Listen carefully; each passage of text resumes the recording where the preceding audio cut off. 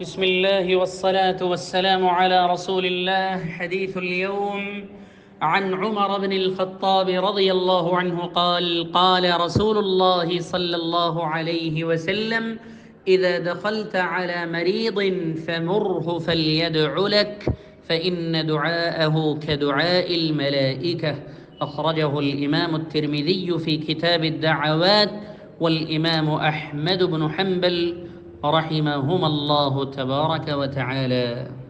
السلام अलैकुम व रहमतुल्लाह। आज की हदीस मुबारक हज़रत उमर इब्न ख़त्ताब रज़ियल्लाहु अन्हु से रिवायत है कि रसूल अक़दस सल्लल्लाहु अलैहि वसल्लम का पाक इरशाद है कि जब तुम किसी बीमार की इयादत के लिए जाओ तो उससे दुआ की दरख्वास्त करो, क्योंकि उसकी दुआ फ़रिश्तों की दुआ की तरह होती है।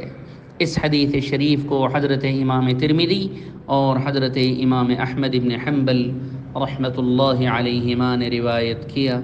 वस्सलामु अलैकुम व रहमतुल्लाहि व बरकातुहू।